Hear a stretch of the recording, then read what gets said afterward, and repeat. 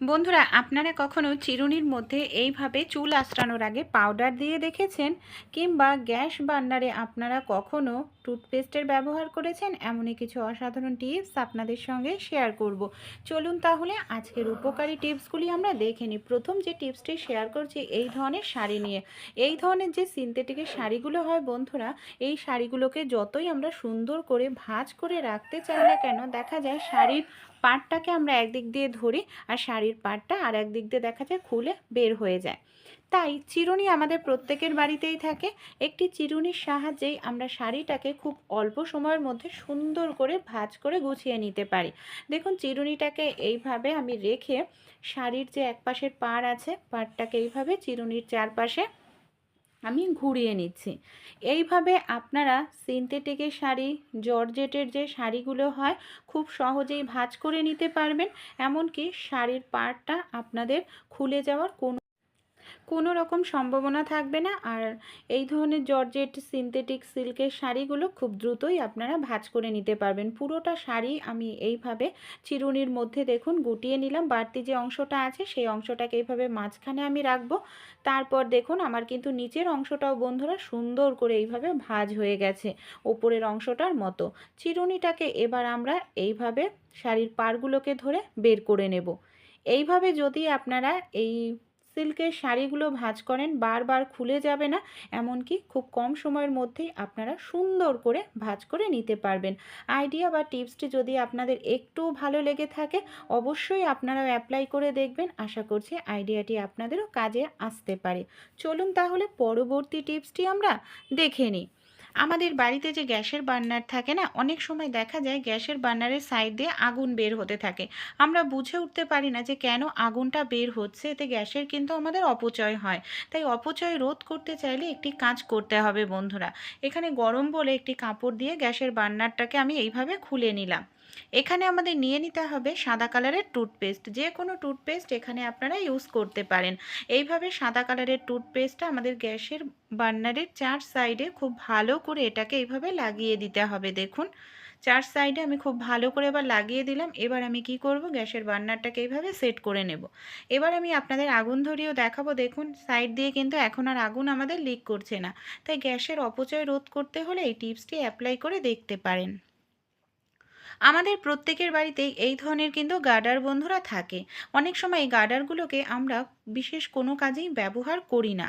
তো এই গার্ডারগুলোকে ফেলে না দিয়ে আমরা কি কাজে ব্যবহার করতে পারি তারই একটি টিপস শেয়ার করব। গার্ডারগুলোকে আমি এইভাবে একটি পেন্সিল নিয়েছি, পেন্সিলের পেছন দিকটায় এইভাবে খুব টাইট করে আমি আটকে দিচ্ছি। দেখুন, সবগুলো গার্ডার আমি এইভাবে আটকে দিলাম বন্ধুরা। অনেক সময় হয় আমাদের হাতের কাছে কোনো রাবার থাকে না, বা বাচ্চারা কোথায় রাবার রাখে খুঁজে পাই না। তাই এই ধরনের যে গার্ডারগুলো হয়, এই গার্ডারগুলোর সাহায্যেও কিন্তু আমরা খুব সহজেই পেন্সিলের যে লেখাগুলো হয় সেই পেন্সিলের লেখাগুলো মুছে ফেলতে পারি। দেখুন, আমি কিন্তু আপনাদের পেন্সিলের এই লেখাগুলোকে মুছেও দেখাচ্ছি। দেখতে পাচ্ছেন কত সুন্দরভাবেও কিন্তু এটার মাধ্যমে পেন্সিলের লেখাগুলো মোছা যায়। দেখুন, এইভাবে হালকা করে একটু ডলে নেবেন। প্রত্যেককেই আমি কিন্তু করতে বলছি না এই টিপসগুলো। এমার্জেন্সির সময় আপনারা ট্রাই করে দেখতে পারেন যদি হাতের কাছে আপনাদের রাবার না থাকে। দেখুন, এই যে এই পেন্সিলের লেখাটাকেও দেখুন একেবারে আমি এই গার্ডার দিয়ে, নর্মাল গার্ডার দিয়েই মুছে দেখাবো। ছোট্ট আইডিয়া বা টিপসগুলি যদি আপনাদের ভালো লেগে থাকে, অবশ্যই আপনারাও কিন্তু ট্রাই করে দেখবেন। আর আপনাদের ভালো লাগলে আমাকে সাপোর্ট করে বন্ধুরা আমার পাশে থাকার চেষ্টা করবেন। দেখুন, নর্মাল গার্ডার দিয়েও কিন্তু আমরা পেন্সিলের যে লেখাগুলো কত সহজে মুছে ফেলতে পারলাম। পরের যে টিপসটি শেয়ার করব, অনেক সময় হয় আমরা কোথাও ঘুরতে যাব, তখন দেখা যাচ্ছে আমাদের শাড়ির সঙ্গে ব্লাউজ খুঁজে পাচ্ছি না, সায়া পাচ্ছি না, কোথায় রাখি। তাই আমরা যদি শাড়ি, সায়া, ব্লাউজ একসঙ্গেই রাখি, তাহলে কোথাও যখন যাব তখন কিন্তু আমাদের আর খোঁজাখুঁজি করতে লাগবে না। এর জন্য একটি কাজ করতে হবে। এখানে তো আমি শাড়িটা গুছিয়ে নিয়েছি, এবার আমি সায়াটাও দেখুন নিয়ে নিলাম। কি করব, এবার শাড়ির মধ্যে আমি সায়াটাকে এইভাবে ভাঁজ করে নেব। তারপর এখানে আমি নিয়ে নিয়েছি একটি হ্যাঙ্গার।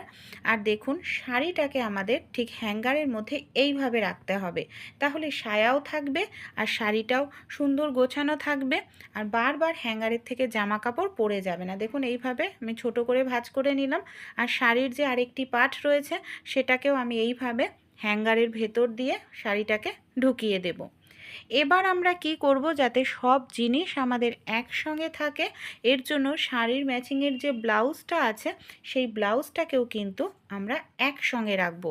ব্লাউজটাকে আমরা রাখবো ওপরে। হ্যাঁ বন্ধুরা, ব্লাউজটাকে দেখুন আমরা এইভাবে শাড়ির ভেতরে ঢুকিয়ে দেব। তাহলে আমরা যখন কোথাও যাব আমাদের কিন্তু আলাদা করে আর খোঁজাখুঁজি করতে লাগবে না, কারণ একই সঙ্গে আমাদের শাড়ি, সায়া, ব্লাউজ থাকবে। এর ফলে আমাদের আলমারিটাও সুন্দর গোছানো থাকবে। যখন প্রয়োজন তিনটে জিনিসই আমরা হাতের কাছে পেয়ে যাব। আর এইভাবে রাখলে হ্যাঙ্গার থেকে কিন্তু কোনো রকম বারবার শাড়ি পরে যাওয়ার সম্ভাবনা থাকবে না। আইডিয়া বা টিপসটি ভালো লেগে থাকলে আপনারাও অ্যাপ্লাই করে দেখবেন। আশা করছি টিপসটি আপনাদেরও কিন্তু উপকারে আসবে। চলুন তাহলে পরবর্তী যে টিপসটি আছে বন্ধুরা আমরা দেখে নিই। এখানে আমি যে টিপসটি শেয়ার করব বন্ধুরা, সেটা হলো আমাদের এই ধরনের টুপি নিয়ে।